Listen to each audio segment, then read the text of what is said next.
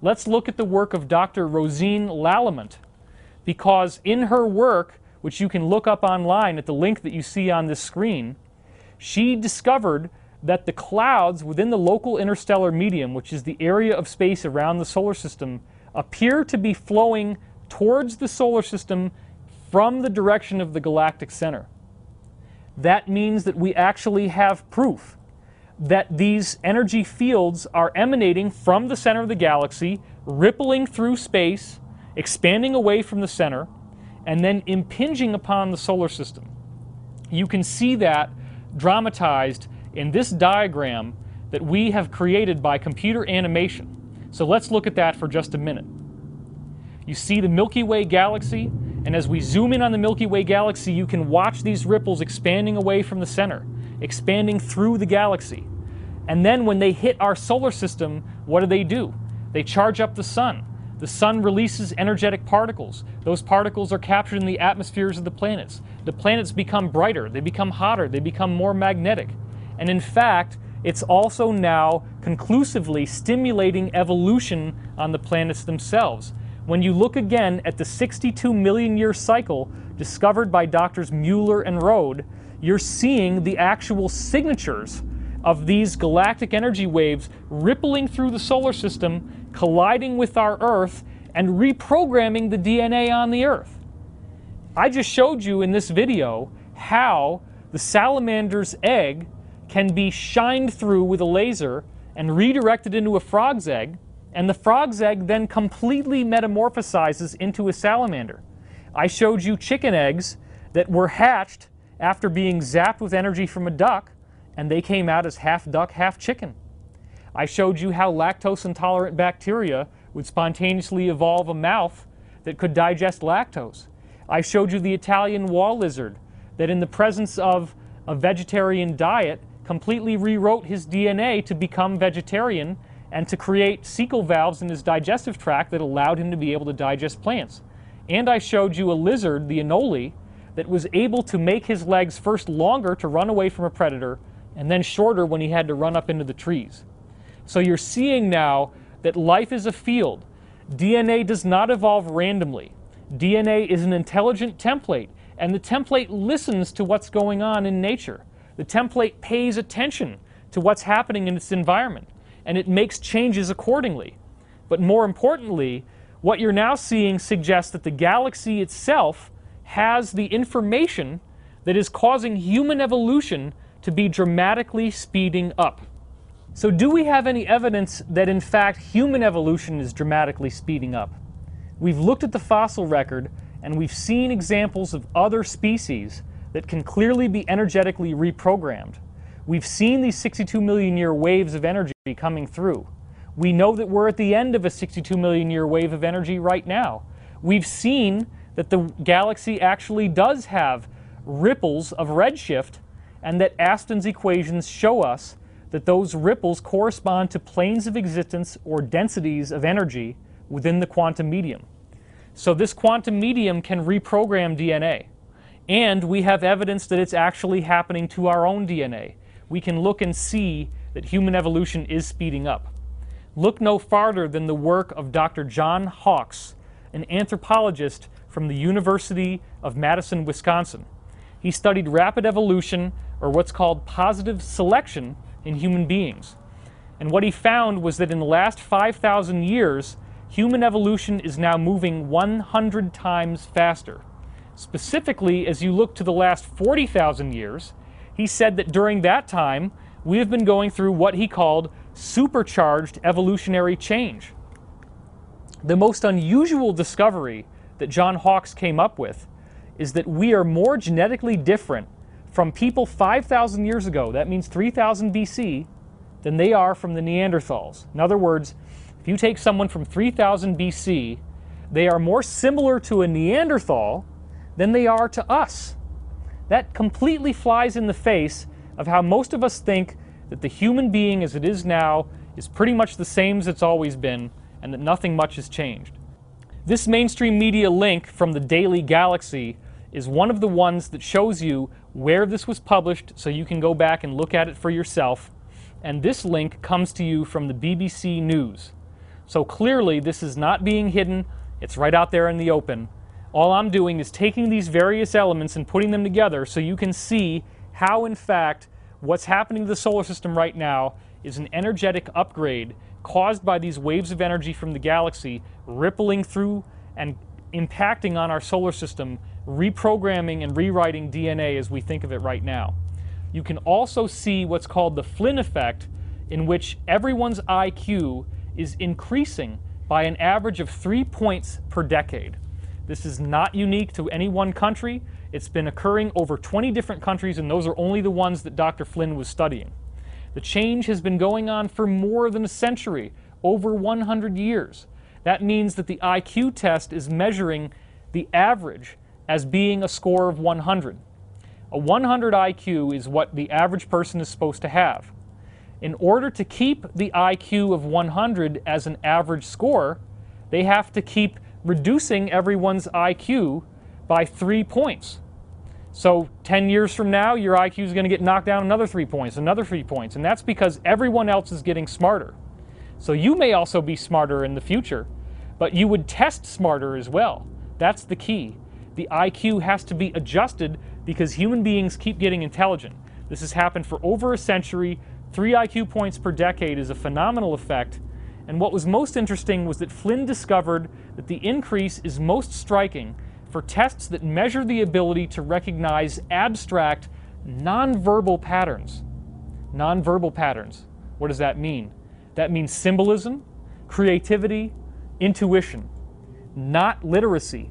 So this is not an effect of people reading more newspapers, going on the internet, reading more books and magazines. This is the result of the spontaneous information that comes in from the field that changes the way that we think, the way that we feel, and changes our minds so that we become more intelligent. This amounts to a cultural renaissance, as Dr. Flynn said, and thus it is something that will fundamentally alter humanity as we now know it. We are in the evolutionary fast lane. In this next study, you can see that 45 out of 52 countries in the world are showing a significant increase in everybody's average happiness. That suggests again that the same energy that creates blissful emotions and blissful consciousness when you go around the standing stones and those ancient sites can be in fact upgrading and activating our own consciousness and our own thought process here and now. We also are seeing within the United States that the gap between the people who are the most happy and the most unhappy is narrowing. That means that everything is normalizing and everyone overall is becoming happier. You're seeing less extremes and everyone is balancing out. And both of these are based on surveys in which people are asked questions and we're able to gauge that their happiness is increasing over time. So, if the Earth's energy has an effect on our consciousness, then what about the galaxy? We've already seen studies earlier in this talk about how the Earth's energy directly affects our consciousness. But now we're seeing waves of energy coming from the galaxy, moving through, impacting the solar system, upgrading DNA, upgrading life. Is there an even more direct way to show that energy fields from the galaxy could be changing our consciousness, changing our minds, changing our perspective? And the answer is absolutely yes. The scientist who came up with this is Dr. James Spottiswoode, who was studying ESP, or what he called anomalous cognition. He did a meta-analysis of all this research. By combining over 20 years of studies into these abilities that people have. These are ordinary people that were documented and done under scientifically stable conditions.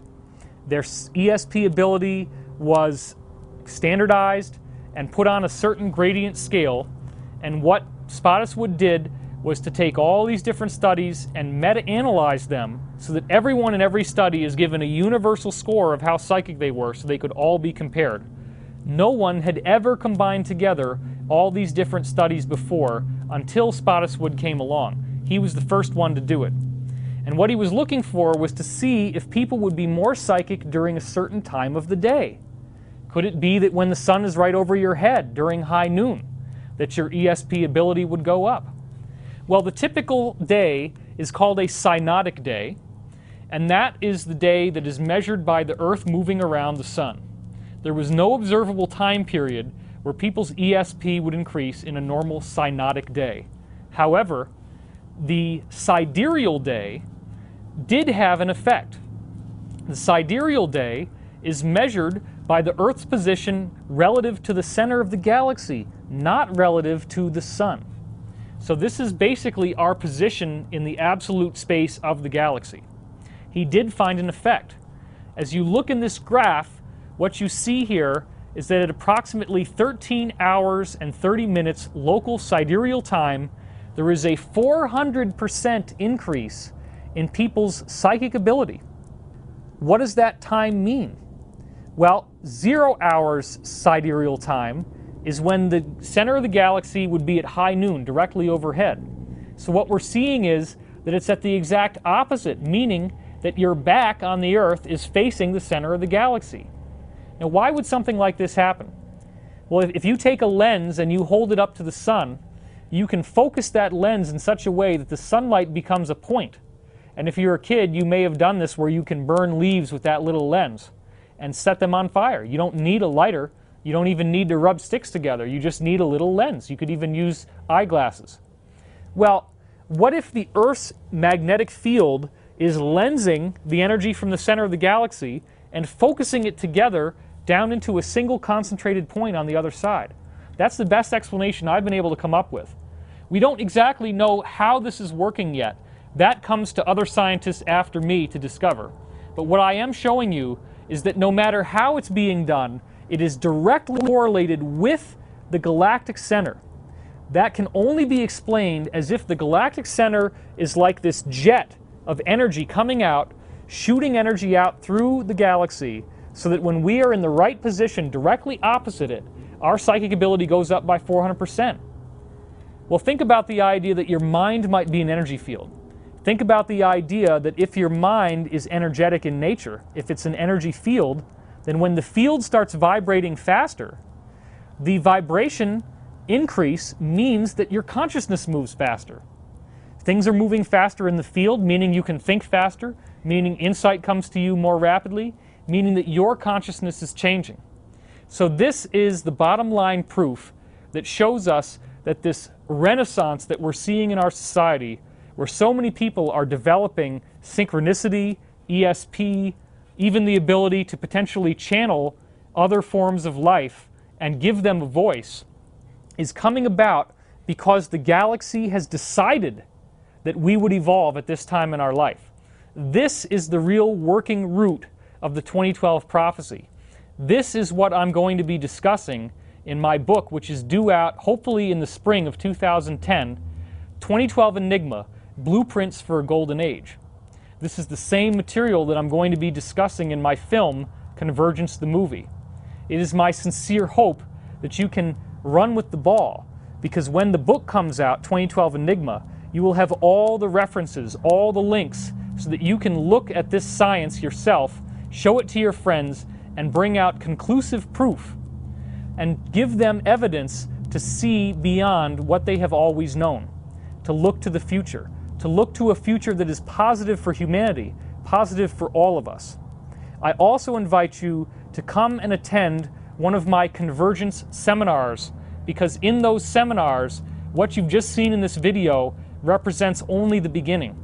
I go through a 16-hour lecture with over 800 different slides, and I will show you how all of the things that we've been talking about up till now are then mirrored in prophecies that are given to us from the 1950s. I read you what those prophecies are. This is also going to be done in the 2012 Enigma book. You're going to see the prophecies. You're going to understand what they say. You're going to see the Bible in a whole new way. You're going to see biblical prophecies that clearly establish that there is interplanetary climate change, that there is a spontaneous evolution that is likely to result from this. You will also hear about the Law of One series. The Law of One series in 1981 directly pinpointing the period of 2011 to 2013 as a time when there would be a spontaneous energetic metamorphosis of life on Earth. I'm putting out all the evidence, all the information publicly. The book is not going to be very expensive. The seminar tours also include a dream sharing circle on Sundays, where we go through and teach you how to gain contact with your own higher self by having you share your dreams with me, and I then analyze them and help you to understand what they mean. As we go through this in the group circle, we find more and more people are able to understand the symbolism of the dream, how dream language works, and how things that you may have misinterpreted in the past actually have a message that directly pertains to your life, because it is my firm belief that dreams give you the most important thing you need to know at any one point. In my lecture tours, you also get to hear music from the album Wanderer Awakening. This is another product that's available on my website, and you actually get to see me perform these songs live in front of an audience when I do these conferences. Wanderer Awakening is the story of an angelic being who helps create the earth and then becomes karmically entangled and has to incarnate in physical form in order to help alleviate the problem here on the earth. If you go back to the oldest texts from the Bible, they do suggest that one form of angel is the type that is born here on earth and lives apparently an ordinary human life. That is one type. Of course, those were removed from the Bible because they were deemed to be heretical to the idea of a Trinity in which you have God the Father, God the Son, and God the Holy Spirit, and that's all there is. But if you look to the prophecies, if you look to the information, it says that now is the time. Now is the time for you to become something more than you already are. In Wanderer Awakening, we have 50 songs, 25 of which I'm doing lead vocals, 25 of which I'm doing voiceover with a wonderful musical accompaniment in the background. And what I did there is to take the spiritual principles from the Course in Miracles and from the Law of One, two of the most important channeled sources ever given, and work those spiritual principles into a narrative, into a story of this angelic being who becomes human. And we go right through from the beginning of the universe to the fall into materiality, to then the challenges that this character faces as he goes through his own life, forgetting who he is, having love and loss, having hope and disaster, and then eventually going through a complete awakening, a complete enlightenment. So what I've done is to take many of the themes that you hear in pop music about how much in love someone is, or about how sad and devastated someone is, and I shed new light on what those themes really involve, and the idea that you are in fact a spiritual being from beyond the pale of ordinary incarnation, and your body here and your life here is only a reflection. I would like you to think about the idea that you're moving through a hallway of intelligent infinity, that you are walking through the corridors of the divine, that every move that you make, every step that you take in this life is being recorded for infinity. This lifetime that you now have may be the most important lifetime you've ever had in the history of the cosmos, because even if you have karma from other past lives, if you believe that such a thing is true, in this lifetime you have the opportunity to rectify all of that. The point of power is in the present. It's not going to be in guilt over the past. It's not going to be in fear over the future. The prophecies of 2012 are prophecies that involve a golden age. It is only a misinterpretation of Bible prophecy that leads us to think that 2012 is doom and gloom, that leads us to think that all of these unpleasant things that we're seeing in the solar system are going to lead to massive tidal waves and massive cataclysms. That's a misinterpretation. Most of the prophecies say that we not only survive these changes, we thrive through the changes. The changes are what breaks down the shell that we've built around our heart that has walled away love and walled away peace and walled away the present moment, the ability to focus in the now. If you can just breathe with me right now, take in the living energy that forms your DNA, because your DNA is not randomly evolved. Your DNA exists all around you in space.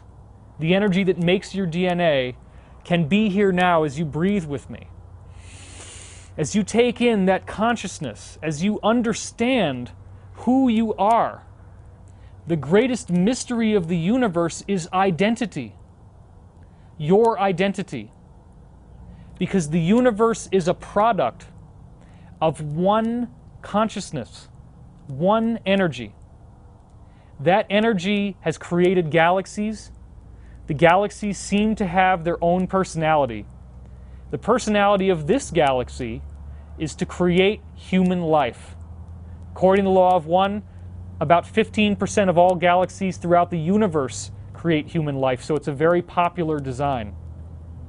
That also means that if at some point there is a disclosure by the powers that be, whether it's Obama or another country, if that disclosure includes the idea that many extraterrestrial forms of life look and appear human just like us, now you know the answer as to how that paradox can be solved. You can see that DNA is not randomly evolved. DNA is a spontaneously emergent property of the vacuum itself. DNA is the product of an intelligent, loving consciousness. Planets are built to have life like us form on them. We are what the universe has created to experience sentient awareness. Our consciousness is the cutting edge in which God, or the Creator, is evolving now. The universe is not a static whole that is waiting for you to catch up to it. The universe, as it says in the law of one, is in a state of becoming. Your mind, your evolution, your consciousness right now is part of that evolution. The choices that you make, whether you're going to do the easy thing or whether you might do the more difficult thing, could determine so much. In the Law of One series, they say, in forgiveness lies the stoppage of the wheel of karma. What is the wheel of karma? The wheel of karma means that you move from joy to disaster over and over again. When you're at the top of the wheel, everything seems great and everybody seems to love you. But then you fall to the bottom. The wheel goes round and round over and over again. Joy and disaster, joy and disaster. Well, what's really happening here? In forgiveness lies the stoppage of the wheel of karma. In forgiveness is the understanding that there's only one of us here. There is no space, there is no time, there is no past or future, there is only now. And in fact, there is only foreverness, timelessness. The mystery of identity is the greatest mystery of all, because you're now seeing the evidence that the galaxy has programmed us to go through an incremental stage of evolution at this time, a spontaneous shift, almost like a flashbulb going off from a photographer.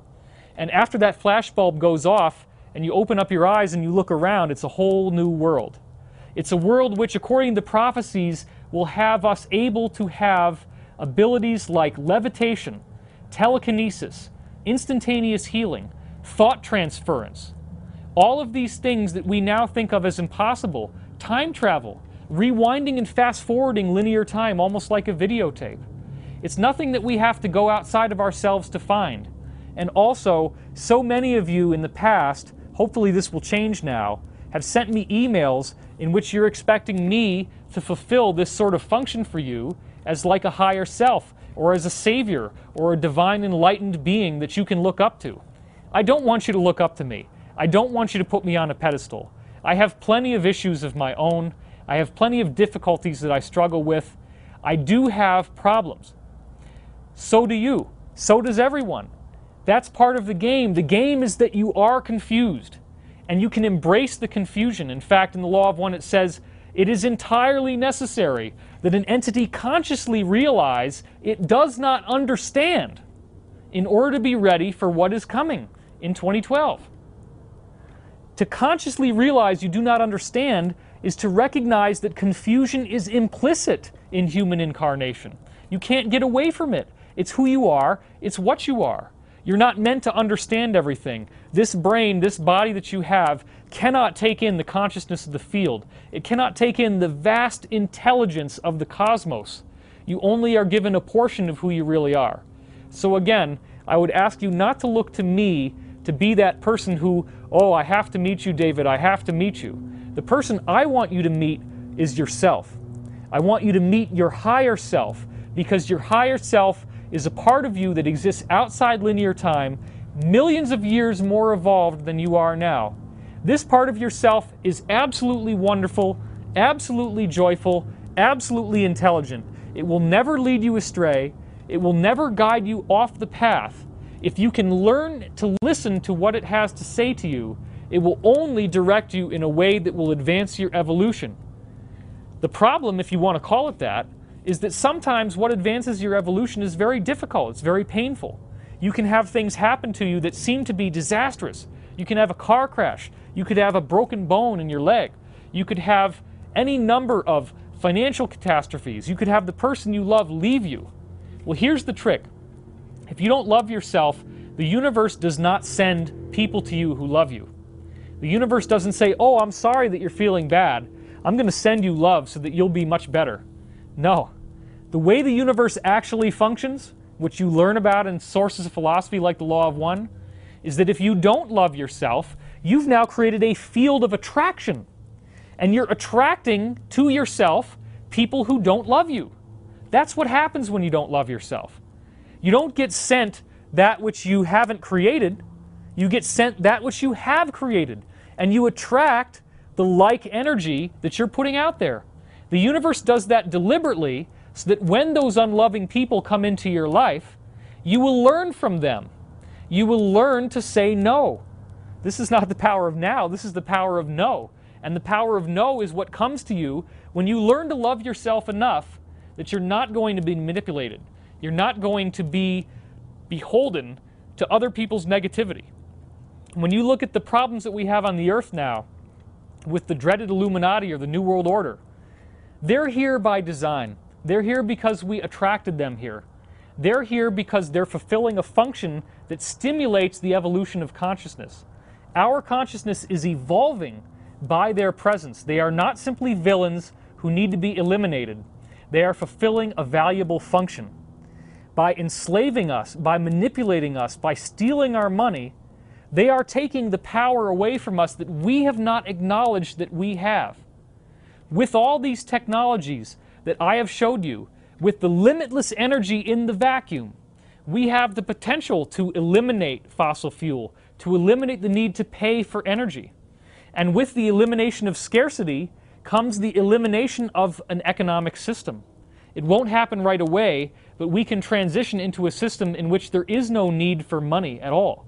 A system in which goods and services are provided by robots that we build, the technology that we build, the free energy devices that we build. But the universe cannot allow us to have that technology until we love and respect ourselves enough that we can use it responsibly. The family that we have, the galactic citizenry who's out there in the cosmos, who look human, almost the same as us, in many cases very similar to us, can't welcome us into their home until we are able to fundamentally rewrite the script that says that your God is different than my God, and therefore I'm going to kill you, I'm going to attack you, because my God is the good one. God is the universe. God is matter and energy and consciousness. There is nothing outside that universal consciousness. Almost every major religion on earth is monotheistic at its core and believes in one intelligent universal being that the universe has emanated from. Various enlightened teachers, as I said before, have given us knowledge based on their own perspective from their own culture. In many cases, human extraterrestrials, who we would call angels, have contacted these societies and given them messages, messages of hope, messages of peace, messages of how to evolve.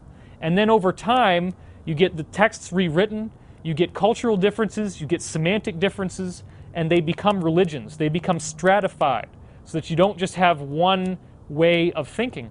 And that's okay. Everybody has their own path of how they can find to get back to the oneness. But again, your higher self does exist.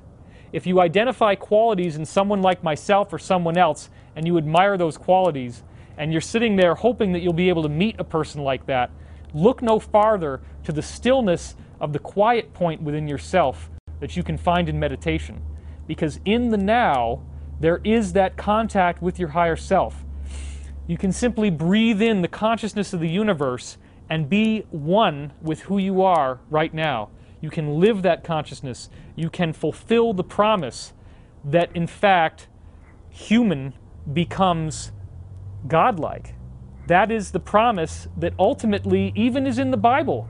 Because in John 14:12, Jesus actually says, "As I do these things," meaning the miracles, "so shall you do them, and greater things, for I go unto my Father." The Father is the field. The Father is the intelligence of the cosmos. When you go unto the Father, when you go into the cosmos, when you tap into the field in the now, in the present moment, you have attained peace. You have transcended the duality of this world that says good and evil, light and darkness. You can see that those people in the past who may have been controlling and manipulating you were only bringing you to a point that you could stand on your own 2 feet, learn to say no without being angry, but by forgiveness. And forgiveness is the stoppage of the wheel of karma. Or as it says in the Course in Miracles, forgiveness collapses time. Time is what it takes to get from where you are now to where you will be when you reunify with yourself as the one infinite creator, as the infinite intelligence this cosmos is built from. You can collapse time in forgiveness. You can forgive everyone who's hurt you. You can forgive yourself for not seeing the truth and the beauty of your own perfection. Once you see that truth and beauty, you'll realize there is only one of us here. And you are the light, you are the love, you are the one infinite creator. This is how it was, how it is right now, and as it always will be. There's nothing else, there is no one else. There's only one of us here. I want to thank you for watching this video, and may peace be with you. Congratulations, you now have your diploma. You're invited to the I Told You So party in 2013.